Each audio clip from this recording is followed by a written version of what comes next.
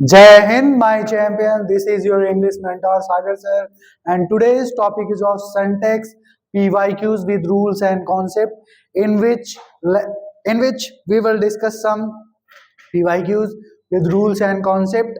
तो आज हम लोग स्टार्ट करते हैं अपने फोर्थ लेक्चर को कुछ PYQs के साथ। तो बेटा आज आपका लेक्चर नंबर 4 है। पहले हम लोग सिलेक्ट कर लेते हैं भैया कोनो बढ़िया सा पेन, है ना, तो हम इस पे ले लेते हैं और आपको चलते स्टार्ट करते हैं। तो आज हमारा लोग का लेक्चर नंबर 4 है सिंटैक्स में।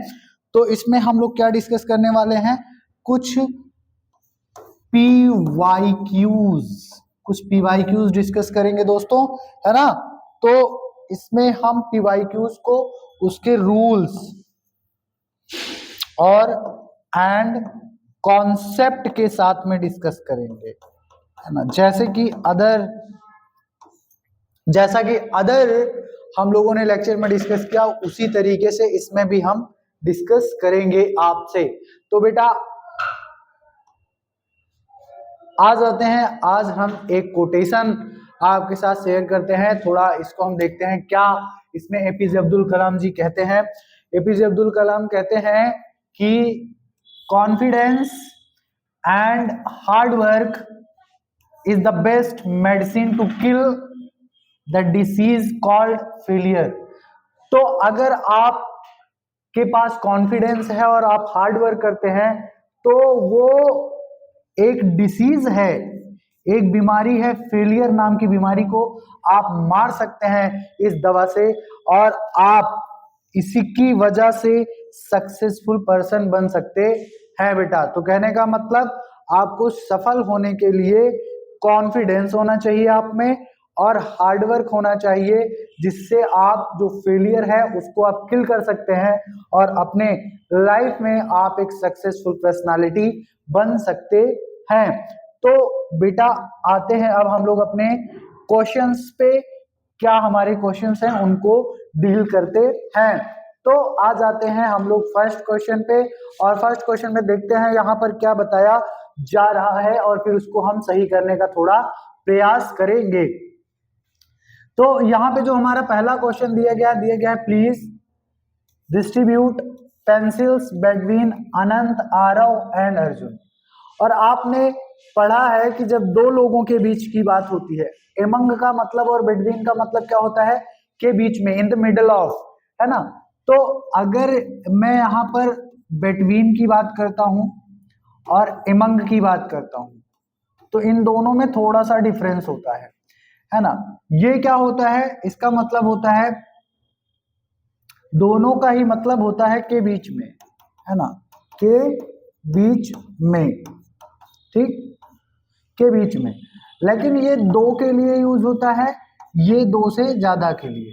मतलब जब दो से ज्यादा के लिए बीच के सेंस में हम यूज करेंगे तो एमंग लगेगा, और दो के लिए अगर के बीच में के सेंस में अगर हम यूज कर रहे हैं तो बिटवीन यूज होगा, है ना। अगर कहने का मतलब अगर दो लोगों के बीच की बात हो रही है तो बिटवीन लगेगा, अगर बात हो रही है दो से ज्यादा लोगों की तो वहां पर हमको एमंग लगाना होगा। तो कहने का मतलब क्या, यहाँ पर दो लोगों का जिक्र है? नहीं, दो लोग का नहीं, तीन लोग, एक अनंत है, एक आरव है और एक अर्जुन है। तो कहने का मतलब दो से ज्यादा हो गए ना, तो यहाँ पर गलत क्या है, बिटवीन। बिटवीन ना होकर के यहाँ क्या होना चाहिए, यहाँ होना चाहिए एमंग। क्या होना चाहिए, एमंग होना चाहिए। तो राइट आंसर इसका क्या हो जाएगा भाई, इसका राइट आंसर क्या हो जाएगा, प्लीज डिस्ट्रीब्यूट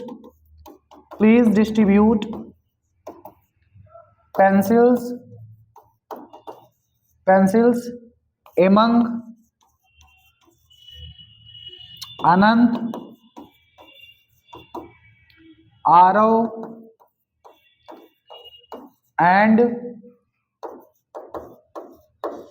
अर्जुन। तो इसका आंसर ये हो जाएगा। कहने का मतलब जब दो लोगों के बीच की बात होगी तो वहां पे बिटवीन, जब तीन लोगों के, तीन या कहने का मतलब दो से ज्यादा लोगों के बीच की डिस्कशन होगी तब वहां पर हम लोग क्या लगा देंगे, एमंग लगा देंगे, है ना। अब यहां पर आ जाता है भैया हमारा दूसरा क्वेश्चन।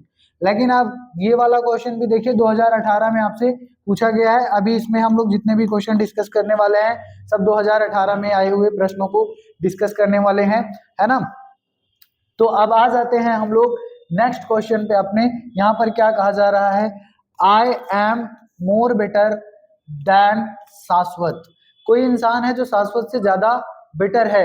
अब एक चीज आप देखिए, हम मोर जब कभी किसी चीज का कंपैरेटिव डिग्री बनाते हैं, किसी पॉजिटिव डिग्री का कंपैरेटिव डिग्री बनाते हैं, या तो ई आर लगाकर बनाते हैं या आई ई आर लगाकर बनाते हैं, या किसी भी वर्ड के पहले मोर लगाकर बनाते हैं, या फिर लेस वर्ड का यूज करके हम लोग कंपैरेटिव डिग्री बनाते हैं। तो इस तरीके से कंपैरेटिव डिग्री बनता है। और एक चीज आपको पता है, कंपैरेटिव डिग्री के बाद में एक कंजंक्शन होता है जो कि आता है, उसका नाम क्या है, ये कंपैरेटिव डिग्री होता है। और इसके बाद में एक कंजंक्शन आता है जिसका नाम क्या है, देन। ठीक है, तो कहने का मतलब ये बेटर जो है अपने आप में खुद ही कंपैरेटिव डिग्री है, तो इसको यहाँ पर मोर की जरूरत नहीं है। मोर जो कि अपने आप में सुपर क्लॉज हो जाता है, और यहाँ पर मोर लिखने की कोई जरूरत नहीं है। तो सही आंसर क्या होगा इसका, आई एम बेटर देन शाश्वत। इस क्वेश्चन का आंसर आपको समझ में आया क्यों यहां पर हमने मोर को हटाया? क्योंकि देखो, हम किसी भी एडजेक्टिव का कंपैरेटिव डिग्री बनाते कैसे हैं, मतलब पॉजिटिव डिग्री है तो उसमें ई आर जोड़कर बनाएंगे, या तो हम क्या बनाएंगे पॉजिटिव डिग्री में आई ई आर लगा करके, या तो फिर पॉजिटिव डिग्री के पहले मोर लगाएंगे, या तो पॉजिटिव डिग्री के पहले हम लेस लगा करके कंपैरेटिव डिग्री बनाते हैं। कुछ ऐसे भी एडजेक्टिव्स होते हैं जिनका कंपैरेटिव डिग्री जो है बिल्कुल डिफरेंट होता है ना। तो उनमें ना तो ये वाले पैटर्न कोई फॉलो ही नहीं करते, वो अलग होता है। जैसे गुड, बेटर, बेस्ट, तो बेटर खुद ही अपने आप में कंपैरेटिव डिग्री है, तो यहाँ पर मोर की, है ना, जरूरत नहीं है कंपैरेटिव डिग्री बनाने के लिए। यहाँ पे मोर अपने आप में बेफिजूल का वर्ड हो जाएगा, जिसको सुपर फ्लॉज कह देंगे। आपको मैंने पिछले लेक्चर्स में डिस्कस भी किया है कि सुपर फ्लॉज क्या होता है। सुपर फ्लॉज मतलब जब हम आवश्यकता से ज्यादा शब्दों का प्रयोग कर देते हैं वाक्य में, तो वो क्या हो जाता है, वो सुपर फ्लॉज हो जाता है। तो इसका सही आंसर क्या होगा, आई एम बेटर देन शाश्वत, है ना। तो इस तरीके से इसका आंसर बन जाएगा। अब हम डिस्कस करते हैं यहाँ पर ये वाला क्वेश्चन भैया, जो तीसरा है, 2018 में आपसे पूछा गया है। और ये क्वेश्चन क्या है इसको हम देखते हैं। और ये क्वेश्चन, इस कॉन्सेप्ट पे क्वेश्चन मैंने और भी करवाए हैं, तो आप इसको देखिए, इसका आंसर क्या बन सकता है। ये कौन से हैं भैया, वर्चस्व हैं, इज जो सुपीरियर हैं देन मी, मुझसे। और आपको मैंने बताया था जो आई ओ आर वाले एडजेक्टिव होते हैं, अगर वो कंपैरेटिव डिग्री के रूप में आ रहे हैं तो उनके साथ में हम देन शब्द न लगा करके हम टू लगाते हैं, टू प्रीपोजिशन। तो यहाँ पर देन को हम हटा देंगे तो यहाँ पे क्या लगेगा, टू। और टू अपने आप में एक प्रीपोजिशन होता है, और प्रीपोजिशन के बाद में हमेशा जो भी आएगा वो ऑब्जेक्टिव केस में आएगा, जो कि मी अपने आप में ऑब्जेक्टिव केस में है। बिल्कुल सही है इसका आंसर, है ना। तो इसका राइट आंसर क्या हो जाएगा बेटा, वर्चस्व इज सुपीरियर टू मी। तो इसका राइट आंसर क्या लिखेंगे हम लोग, वर्चस्व, वर्चस्व, वर्चस्व इज सुपीरियर, वर्चस्व इज सुपीरियर, यहां पे मैं लिख दे रहा हूं टू मी। तो इसका राइट आंसर क्या हो जाएगा, वर्चस्व इज सुपीरियर टू मी, है ना। तो कहने का मतलब जो ऐसे एडजेक्टिव आए जिनमें लास्ट में आई ओ आर देखने को मिले, और वो अगर कंपैरेटिव डिग्री के रूप में यूज हो रहे हैं, तो बच्चा उसके साथ में आपको देन ना लगा करके क्या लगाना होगा बेटा, उसके साथ में टू लगाना होगा। ये कॉन्सेप्ट मैंने बहुत बार डिस्कस कर चुका हूं, तो आपको ये कॉन्सेप्ट खुद ही रट गया होगा, है कि नहीं। अब आ जाते हैं हम लोग नेक्स्ट स्लाइड पे, है ना। देखते हैं कि हमारे नेक्स्ट क्वेश्चंस क्या है, और उन पे हम लोग को डिस्कस करते हैं, है कि नहीं बेटा। तो आई थिंक पीछे जो 3 क्वेश्चंस थे वो आपको क्लियर हो गए होंगे बढ़िया से। अब हम चलते हैं अपने ये लास्ट नहीं कह सकते, कहने का मतलब और 3 क्वेश्चन हम लोग डिस्कस करते हैं, कि वो 3 क्वेश्चन कौन कौन से हैं। इधर राम और Shyam have gone to market, 2018 में ये प्रश्न पूछा गया है ना। तो अब इसका हम आंसर सही करते हैं भैया, इस सेंटेंस को करेक्ट करते हैं, देखते हैं कहाँ गलत होगा। एक दिन मैंने, आपको याद हो, इसी लेक्चर में मैंने आइदर और, नाइदर नॉर, और ऐसे ही नॉट ओनली बट ऑल्सो और का मैंने कॉन्सेप्ट बताया था। तो मैंने बताया था जो आपका सब्जेक्ट वर्ब के ज्यादा नजदीक होगा उसी के अकॉर्डिंग हमारा हेल्पिंग वर्ब लगता है। तो यहाँ पर देखिए राम है और श्याम है, इसके निकट कौन है? तो आप देखेंगे श्याम ज्यादा निकट है, तो श्याम के अकॉर्डिंग तो यहाँ पर हैज लगना चाहिए, है ना। तो जो सब्जेक्ट निकट होता है, ज्यादा खाली है ना, इसलिए थोड़ा ऐसे हो रहा है। तो जो हैव है भैया यहाँ पर हैज हो जाएगा, क्यों? क्योंकि जो नियरेस्ट सब्जेक्ट है वो वर्ब के, वो क्या है भैया? वो है यहाँ पर हमारा श्याम, है कि नहीं? तो यहाँ पर क्या हो जाएगा, हम लोग इसका राइट आंसर जब लिखेंगे तो क्या बनेगा इसका राइट आंसर? इधर राम और श्याम, इधर राम और Shyam has gone to market, है ना। आपको ये कॉन्सेप्ट मैंने पिछले लेक्चर्स में समझाया है, इसलिए यहां पर डिस्कस नहीं किया, मैंने डायरेक्ट आंसर डिस्कस किया है आपसे, है ना। क्योंकि आइदर और के साथ में कंडीशन क्या है, जो सब्जेक्ट वर्ब के जो निकट होता है उसी के अकॉर्डिंग हम लगा देते हैं। ये 4 कंजंक्शन मैंने आपसे डिस्कस किया था, आइदर और, neither nor, not only but also, और एक और। तो इनके साथ में कंडीशन क्या है, जो निकट वाला सब्जेक्ट होगा उसके अकॉर्डिंग वर्ब या हेल्पिंग वर्ब लगती है। तो निकट कौन है? यहाँ पर श्याम निकट है ना, तो राम तो है नहीं, तो श्याम निकट है, तो इसलिए इसके अकॉर्डिंग हमने क्या लगा दी? वर्ब हैज लगा दी। तो इसका राइट आंसर क्या बन जाएगा बेटा? इधर राम और Shyam has gone to market. I hope आपको इसका आंसर समझ में आ गया होगा, है ना। अब आ जाते हैं हम लोग क्या अपने 5वें क्वेश्चन पे। 5वें क्वेश्चन में क्या दिया जा रहा है, थोड़ा हम लोग जिक्र करते हैं, थोड़ा हम कुछ और सिलेक्ट कर लेते हैं। क्या सिलेक्ट करें? चलो येलो ही ले लेते हैं, कोई दिक्कत नहीं है। चलो अब यहाँ पे कह रहा है रोहित है इज रीडिंग इन क्लास 5। जो ये भी 2018 में क्वेश्चन पूछा गया है। अब जो ये रोहित है क्लास 5th में पढ़ रहा है भाई, तो हमको दिक्कत तो है नहीं कोई कि वो क्लास 5th में पढ़ रहा है, 6th में पढ़ता है, 7th में पढ़ता है, वो किसी भी क्लास में पढ़े, हमसे क्या दिक्कत। लेकिन यहाँ पर जो जिस टेंस में बताया जा रहा है कि रोहित पढ़ रहा है, मतलब जो टेंस यूज करके बताया जा रहा है कि इस क्लास में पढ़ता है रोहित, वो गलत है। क्या गलत है इसमें? अगर कोई बच्चा पढ़ने का काम कर रहा है क्लास 5th में, तो वो रेगुलर एक्शन कर रहा है, और रेगुलर एक्शन जो होता है, जो रेगुलर एक्शन होता है, एक मिनट, जो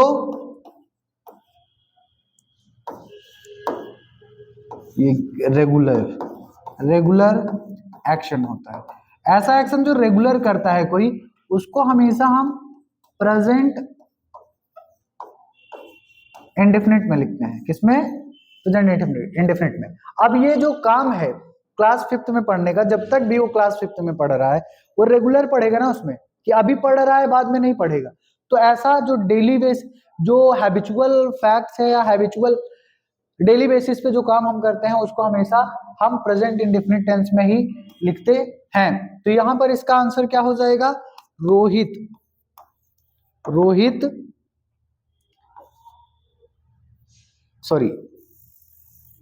स्टडीज होना चाहिए। Rohit studies in class 5। तो ये इसका राइट आंसर होगा। इसका राइट आंसर ये क्यों होगा भाई? मैंने अभी आपको बताया कि ये एक्शन कॉन्टिन्यूअस में नहीं होगा, ये एक्शन वो डेली करता है। मतलब वो क्लास 5th में अभी पढ़ रहा है, तो वो डेली ये काम कर रहा है, तो इसलिए रेगुलर एक्शन है, इसलिए इसको हम क्या करेंगे? प्रेजेंट इंडेफिनिट में लिखेंगे। Got the point? आगे बढ़ते हैं, है ना, without wasting our time we go further, है ना। अब यहाँ कह रहा है he gave me many interesting information. क्या दिक्कत है बेटा? ऐसे कुछ वर्ड हैं जो कि हमेशा वो होते किस में है? अनकाउंटेबल में, तो उनका प्लूरल बनता नहीं। तो यहां पर एक बॉक्स में बना ले रहा हूं, इस बॉक्स में मैं कुछ वर्ड लिख दे रहा हूं, जैसे एडवाइज हो गया, इंफॉर्मेशन हो गया, पोएट्री हो गया, और फर्नीचर हो गया। एडवाइस, इंफॉर्मेशन, पोइट्री, फर्नीचर और सीनरी, ये कुछ वर्ड ऐसे हैं जो कभी ये अनकाउंटेबल नाउन होते हैं और इनको हम प्लूरल नहीं बनाते। एक चीज याद रखना है, इनका प्लूरल हम नहीं बनाते। तो कहने का मतलब जो इंफॉर्मेशन है इसमें से एस को हटाना पड़ेगा, ठीक है। कौन कौन से ऐसे वर्ड हैं जो हमेशा प्लूरल नहीं होते, वो अनकाउंटेबल रूप में ही ट्रीट किए जाएंगे, मतलब सिंगुलर फॉर्म में ही वो आएंगे। Advice, information, poetry, furniture, scenery, ऐसे और भी वर्ड्स हैं, लेकिन ये कुछ वर्ड हैं जो कि मेनली जिनसे आपके एग्जाम में क्वेश्चन पूछा जाता है, तो मैं आपको लिख दे रहा हूं, इनको याद कर लेना है आपको कि इनको कभी भी आपको प्लूरल में यूज नहीं करना है, ठीक है। तो इसका राइट आंसर क्या हो जाएगा, ही गेव मी, क्या, मेनी,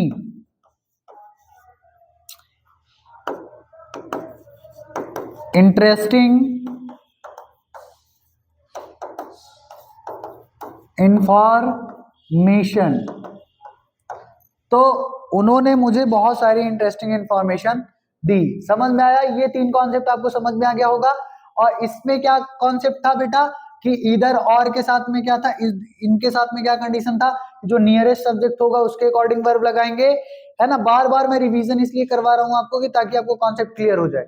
और ये जो आपका फिफ्थ क्वेश्चन है, इसमें रीडिंग इन क्लास फिफ्थ क्यों नहीं होगा, क्योंकि वो रेगुलर एक्शन कर रहा है, वो डेली बेसिस एक्शन कर रहा है, इसीलिए प्रेजेंट इंडेफिनिट में होगा, ना कि प्रेजेंट कॉन्टिन्यूअस में, ठीक है। अब यहां पर कह रहा है he gave me many interesting information. तो यहां पर बेटा एक चीज क्या आपको ध्यान रखना है कि ये कुछ वर्ड्स हैं जो कि हमेशा अनकाउंटेबल नाउन माना जाता है और इनका प्लूरल नहीं बनता है, तो इनके साथ में क्या होगा, ये हमेशा सिंगुलर ही यूज होंगे, इनको प्लूरल बनाने की जरूरत नहीं है बेटा। अब यहाँ पर इसका आंसर भी मैंने बकायदे लिख दिया है। इंफॉर्मेशन वर्ड जो यहाँ पर लिखा गया था इंफॉर्मेशंस, वो गलत था, होना क्या चाहिए, इंफॉर्मेशन, है ना। तो आ जाते हैं हम नेक्स्ट स्लाइड पे, है ना। तो पीछे के जो 6 क्वेश्चन है वो आपको एकदम क्लियर हो गए होंगे, समझ में आए होंगे। आ जाते हैं हम लोग इन क्वेश्चंस पे, है ना। क्या दिक्कत है भाई यहाँ पर, क्या दिक्कत है यहाँ पर, कह रहा है द जूरी, जूरी का मतलब एक तरीके से न्याय से रिलेटेड वर्ड है ये, है ना। Was divided in their opinion, सारा कुछ सही है, यहाँ जूरी से रिलेटेड थोड़ा प्रॉब्लम है। देखते हैं ये जो जूरी दिया गया है इसका मतलब क्या होता है। ये न्याय से संबंधित एक वर्ड है ना, और ये प्लूरल नाउन माना जाता है और इसके साथ में हमेशा प्लूरल हेल्पिंग वर्ब लगता है ना।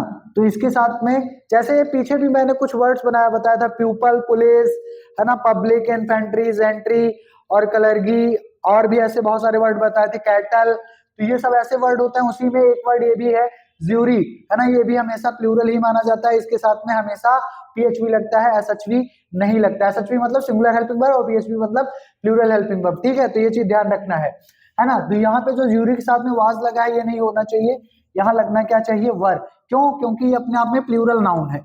अगर प्लूरल नाउन है तो अपने साथ में वर्ब भी तो प्लूरल लेगा। तो आप लोगों ने एक रूल पढ़ा है भाई, एसएसपीपी, एसएसपीपी रूल ही यही होता है। अगर सिंगुलर सब्जेक्ट है तो सिंगुलर वर्ब, अगर प्लूरल सब्जेक्ट है तो प्लूरल वर्ब, है ना। जैसा सब्जेक्ट वैसी वर्ब होनी चाहिए, है ना। तो ये चीज ध्यान रखना है आपको। इसका राइट आंसर क्या हो जाएगा भाई, द ज्यूरी वर,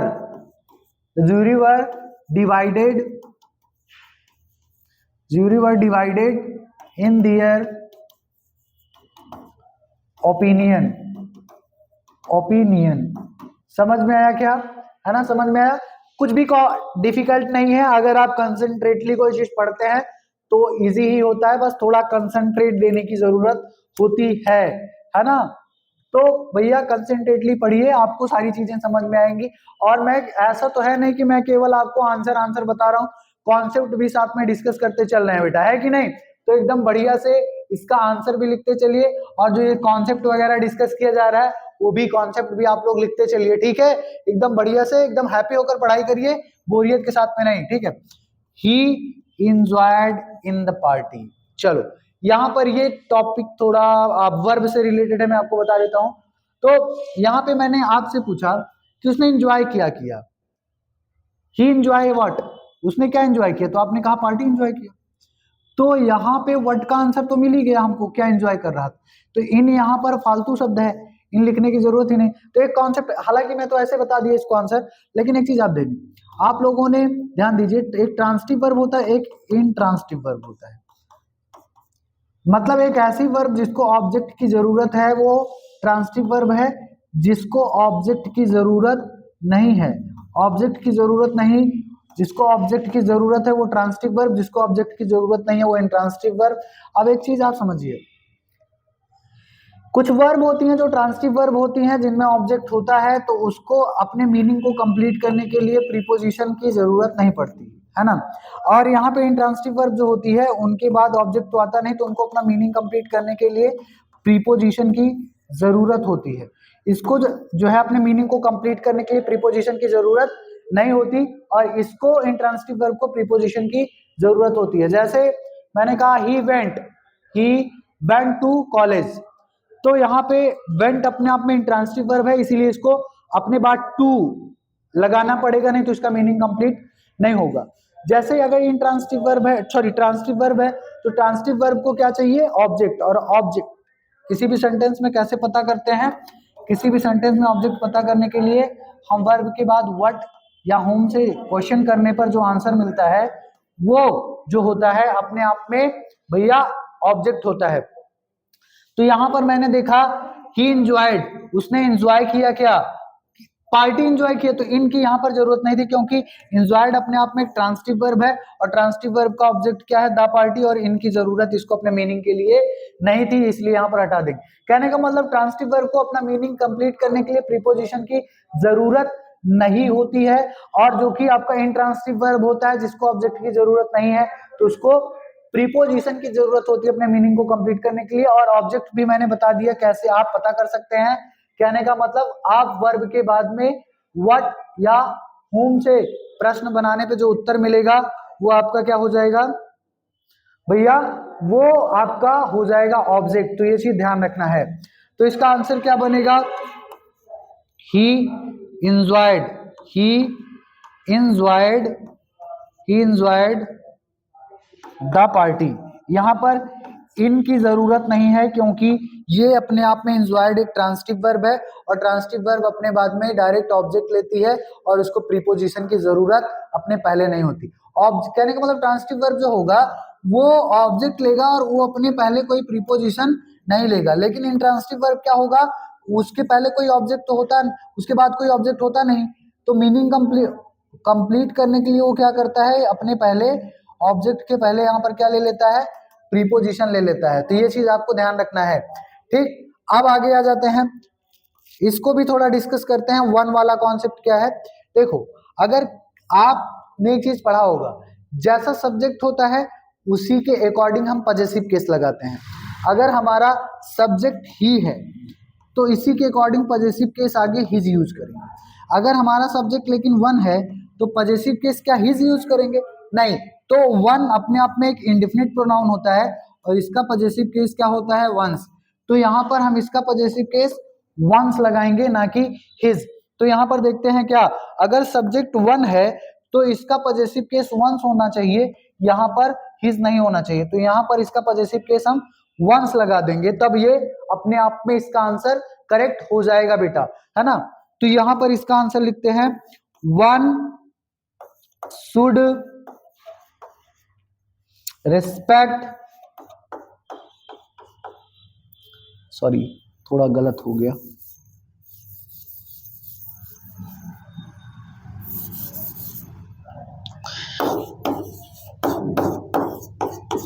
है ना। Respect, one should respect one's parents,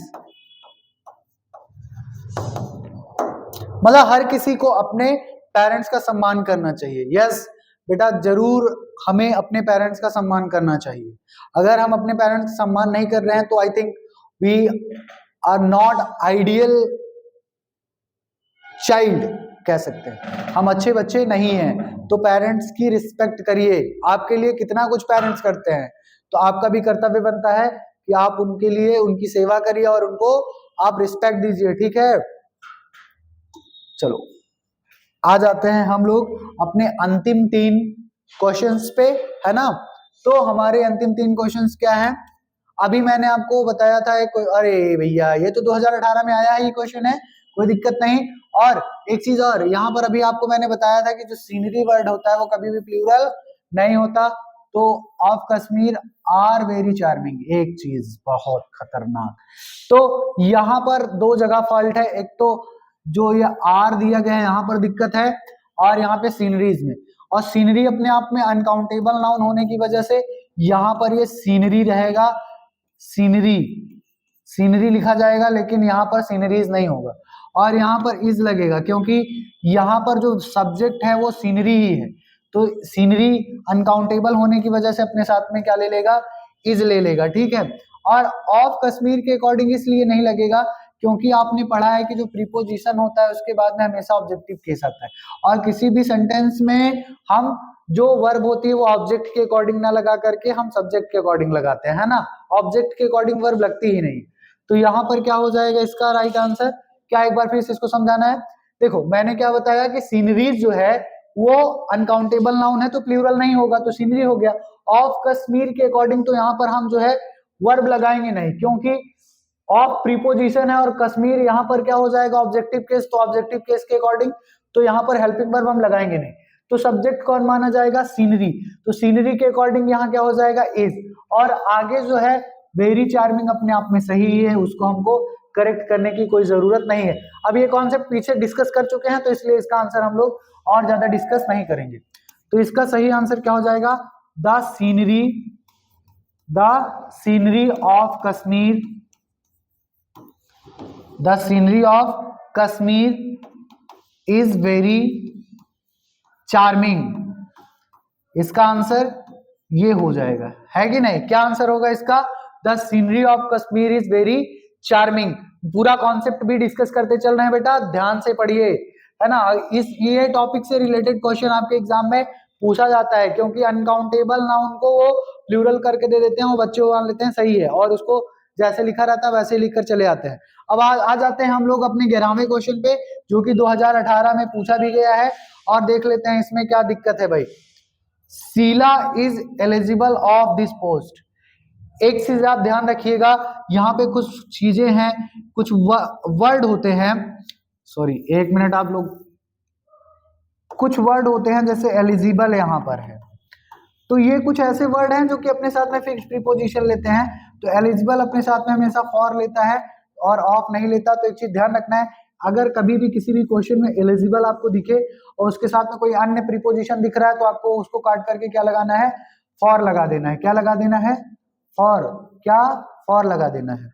समझ में आई बात, समझ में आई क्या बात। चलो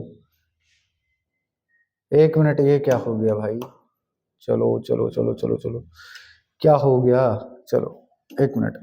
हाँ तो थोड़ा सा दिक्कत हो गई थी, है ना, तो बीच बीच में से थोड़ा प्रॉब्लम हो जाता है, कोई दिक्कत नहीं, है ना। आप लोग पढ़िए आराम से। तो जो एलिजिबल वर्ड है बेटा वो अपने साथ में हमेशा फॉर लगता है, ये चीज याद रखना है आपको। कभी भी एलिजिबल वर्ड से रिलेटेड सिंटैक्स का क्वेश्चन आए तो आपको इसके साथ फॉर लगाना है और कोई अदर प्रीपोजिशन नहीं लगाना। तो यहाँ ऑफ कट करके क्या लगाएंगे हम, यहाँ पर फॉर लगाएंगे। तो अब हमारा आंसर ये सही हो जाएगा। तो क्या हो जाएगा, शीला। एक चीज,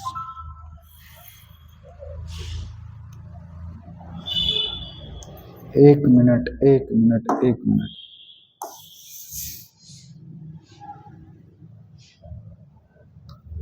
एक मिनट भाई एक मिनट, क्या दिक्कत हो गया, क्या दिक्कत हो,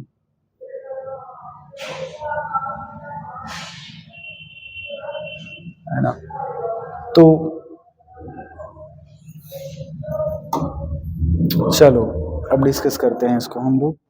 चलो इसका जो आंसर होगा बेटा वो क्या हो जाएगा,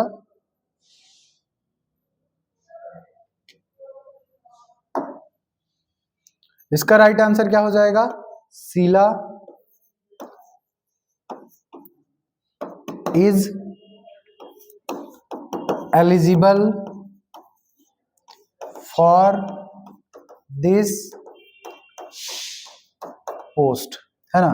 तो इस तरीके से इसका आंसर हो जाएगा ये, ठीक है।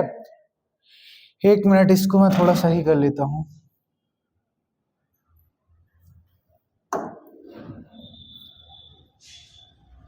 चलो, तो इसका राइट आंसर क्या हो जाएगा हमारा, Sheela is eligible for this post, है ना। अब यहाँ पे इसका क्या दिक्कत है, if I was you I would never do that. 2019 में क्वेश्चन पूछा गया है, और देखते हैं हम लोग इसमें और क्या प्रॉब्लम है। एक चीज यहाँ पे कंडीशनल सेंटेंस है और एक ऐसी कंडीशन है जो अनरियल है, जो कि हो नहीं सकती है। अनरियल मतलब कह रहा है कि अगर मैं आपके स्थान पर होता, और वो कभी भी उसके स्थान पर होने वाला नहीं है ना। क्या तुम मेरे स्थान पर हो सकते हो, मैं तुम्हारे स्थान पर हो सकता हूँ, नहीं। तो ये एक अनरियल कंडीशन, और अनरियल कंडीशन में होता क्या है, तो उसमें चाहे जो भी सब्जेक्ट रहे उसके साथ में हमेशा वर लगता है, ना कि वॉज लगेगा, ठीक है। तो एक चीज ये याद रखना है, ये एक ऐसी कंडीशन है जो कि अनरियल है। कह रहा है अगर मैं तुम्हारे स्थान पे होता तो मैं ऐसा नहीं करता। तो एक चीज आप सोचो, क्या मैं कभी आपके स्थान पे हो सकता हूँ, क्या आप मेरे कभी स्थान पर हो सकते हैं, तो ऐसा कभी होने वाला नहीं, जो कि अनरियल सिचुएशन है। तो इस सिचुएशन में सब्जेक्ट कुछ भी हो, कंडीशन में उसके साथ में हमेशा वर, और कंडीशन कौन है, इफ आई वॉज यू, और इसके बाद में क्या होता, उसका रिजल्ट क्या होता, तो मैं ऐसा ना करता। लेकिन ना तो ऐसा कभी होने वाला है, तो ना तो आप ऐसा करेंगे, ठीक है। तो ये चीज याद रखना है कि जब अनरियल सिचुएशन आएगी तो उसके साथ में हमको, सभी सब्जेक्ट के साथ में हमको क्या करना है, वर लगा देना है। इफ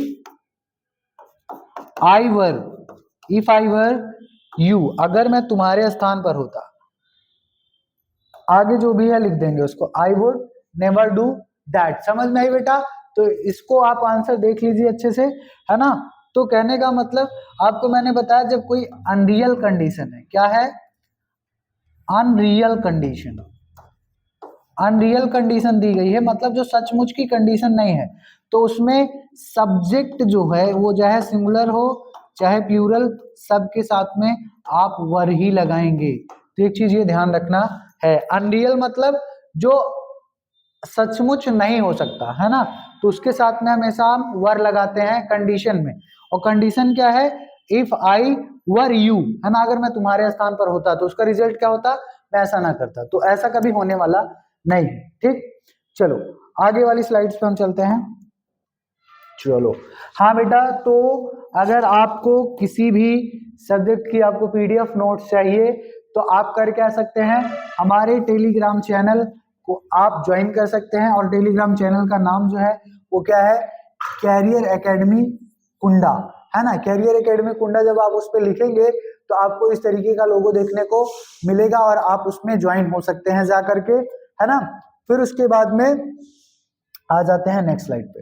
हाँ, तो थैंक यू फॉर वॉचिंग। आपने पूरा कंसेंट्रेटली हमारे साथ जुड़ करके पूरे इन 12 क्वेश्चंस को सॉल्व किया, और उसके साथ में कॉन्सेप्ट भी जो है आपने क्लियर किए अपने सारे, और रूल्स भी हमने कुछ देखा, है ना।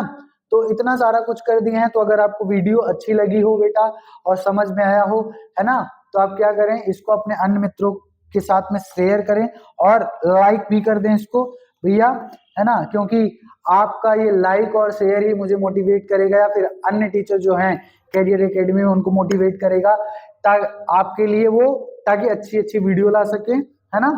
और अभी एग्जाम आने वाला है, तो बहुत सारे आपके लिए क्वेश्चंस वगैरह डिजाइन करने हैं बेटा।